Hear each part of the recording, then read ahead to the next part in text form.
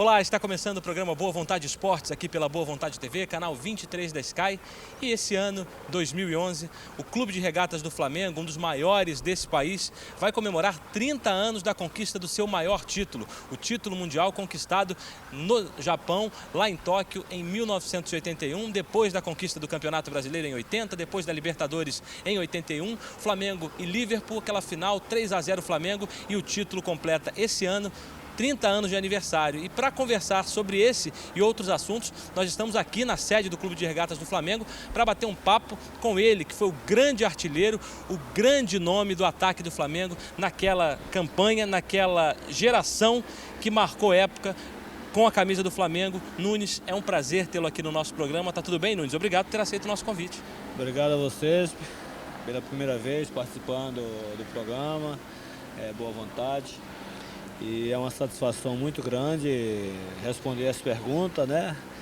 Falar sobre a conquista do primeiro título brasileiro, da Libertadores e do Mundial.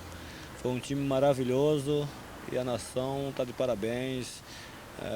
A nação mereceu ter se consagrado campeão do mundo, né? É claro que o título mundial foi o grande momento daquela geração, foi o grande momento da história centenária do Flamengo, mas para que isso acontecesse, toda uma trajetória aconteceu antes. Eu queria saber de você como é que foi a sua chegada aqui ao Flamengo, a sua subida para o time profissional, enfim, como é que foi a tua trajetória até você se tornar o grande artilheiro da torcida do Flamengo? A minha vida, como eu comecei, claro, né, como jogador de futebol. Sim. Eu sou baiano, sou de Feira de Santana. Eu fui dentro de leite do Fluminense de Feira. E o Flamengo, uma certa vez, foi jogar em Feira de Santana, né?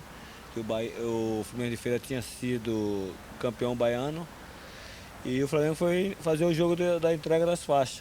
E me viu jogando na preliminar, né? Eu pequeno, dentro de leite. E a diretoria gostou, perguntou quem era aquele garoto, né? Que estava jogando na preliminar.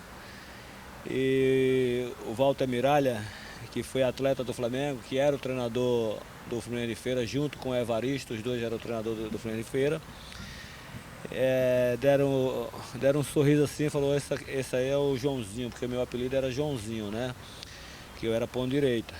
E ficou alguns dirigentes do Flamengo lá para conversar com meu pai e com minha mãe. E fizeram a proposta para me trazer para o Flamengo. Então foi a primeira oportunidade. Mas eu já falava lá, eu moleque, eu já falava que o meu sonho era jogar no Flamengo e jogar no Maracanã, né? Claro que eu nunca imaginava que ia chegar à seleção brasileira, que ia ser tricampeão brasileiro, campeão da Libertadores, campeão do mundo, né? Mas é claro que nós temos sonho e temos objetivo. E esse sonho, esses objetivos foram chegando na minha cabeça. E aí eu comecei a sonhar de ser campeão pelo Flamengo. E aí você cresceu aqui no Flamengo com outros grandes jogadores que marcaram época nessa tua geração. Adílio, Andrade, Zico, enfim, outros grandes jogadores que fizeram parte daquela época, dessa geração que conquistou vários títulos, entre eles o título mundial. Como é que foi o seu convívio com esses jogadores que depois passaram a ser seus companheiros nos profissionais desde as categorias de base? Como é que foi a subida, não apenas sua, mas o que você pode falar do convívio com esses atletas que foram vencedores com você? Olha, nessa época, o Andrade, o Adílio, o Júlio César e o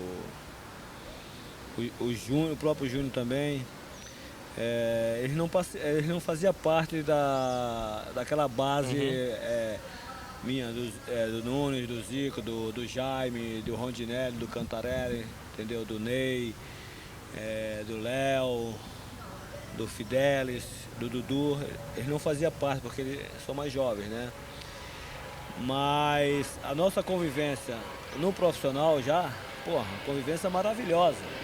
Uma família, né? Uma família. Por isso que esse time conseguiu todos os sonhos, todos os objetivos, né? Time que jogava com simplicidade, com humildade, com respeito ao adversário. E a gente procurava fazer as coisas com simplicidade em campo e com muito profissionalismo, porque ser profissional não é para qualquer um. E aí abriu os anos 80 com a conquista de um título brasileiro em cima do Atlético Mineiro, que tinha jogadores maravilhosos naquela época. Um deles era o Reinaldo, o maior ídolo da história do Atlético. E vocês conseguiram virar para cima do Atlético em pleno Maracanã, lotado, e conquistar aquele título. Como é que foi aquela decisão, aquele terceiro gol que você marcou, enfim? Como é que foi aquele jogo dentro da sua cabeça, você voltando no tempo? O que mais te marcou naquela partida, além, evidentemente, do gol?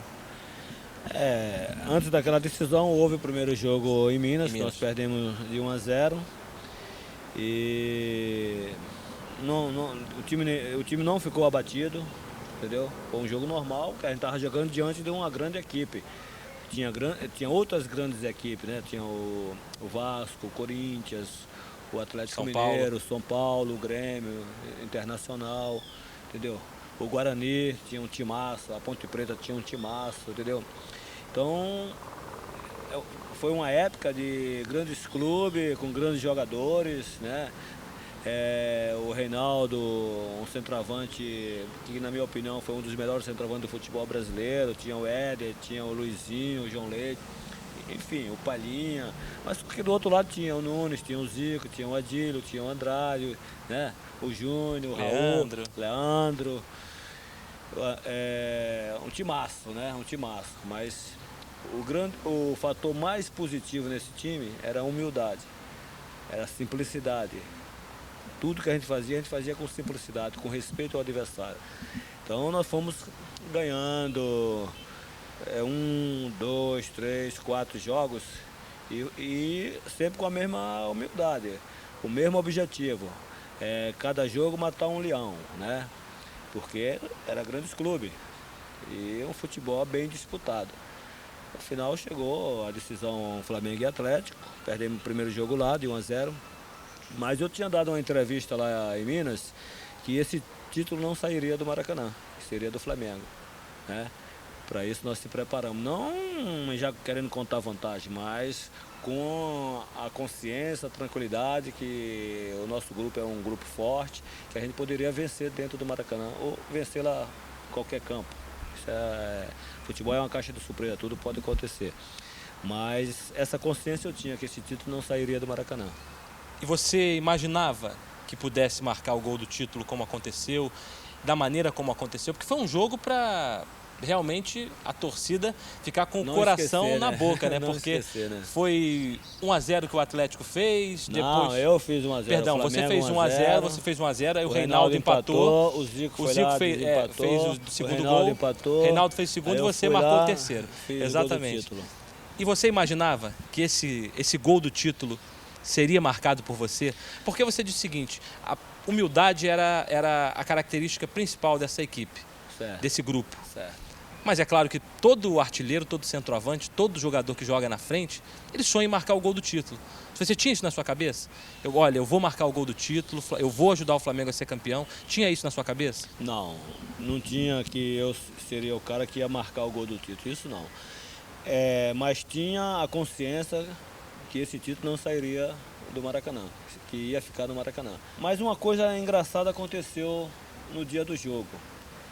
Nós recebemos uma visita do ex-presidente do Flamengo, do Fluminense, Francisco Horta, e ele falou que tinha sonhado que eu ia fazer 2 e o Zico 1. Ele falou isso para mim, sentado do meu lado dentro do ônibus, a gente indo para o Maracanã. E isso, eu olhei para ele assim e falei... É verdade? Ele, é verdade. Eu sonhei que você vai fazer 2 gols e o Zico 1. Beleza. E fui lá, aconteceu. Então eu fiquei super feliz. Você encontrou com ele depois disso? Encontro com ele várias vezes. Ele é uma pessoa que mora no meu coração, uma pessoa maravilhosa, entendeu? Nós temos o maior carinho, o maior respeito. Enfim, nós temos grandes amigos de outros clubes. Foi um jogo maravilhoso que aconteceu dentro do Maracanã, que eu fiz o primeiro gol, abertura do placar, né? Aí o Reinaldo foi lá, empatou, aí o Zico fez o segundo, o Reinaldo foi lá, fez o segundo do Atlético. Aí foi quando aconteceu aquele lance maravilhoso, o Andrade fazia o lançamento para mim. Eu ganhei dos 2 zagueiros na corrida, tentei cruzar realmente pro Zico e pro Tita que estava entrando, A bola bateu no Silvestre e voltou para mim. você. Ali eu tive a personalidade de assumir a responsabilidade, né? De ameaçar aquele cruzamento, fintar a marcação e bater no canto direito. De dominar a bola, de assumir aquela responsabilidade. Eu sei que tinha milhões de torcedores, cruza, mas eu estava sabendo o que eu estava fazendo. Eu tentei cruzar novamente e o Silvestre levantava a perna esquerda. Aí foi quando eu dei o drible nele na perna de apoio. Aí eu saí na direção do gol, senti o João Leite saindo e abrindo o canto. Quando ele percebeu que eu não iria cruzar, ele voltou, mas voltou dando o voo, né? Dando um voo. Eu toquei por cima dele. Aí foi o terceiro gol. Foi o gol do título que me fez campeão brasileiro pela primeira vez, fez o Flamengo campeão brasileiro pela primeira vez e fez a nação rubro-negra campeão pela primeira vez, campeão brasileiro em 1980.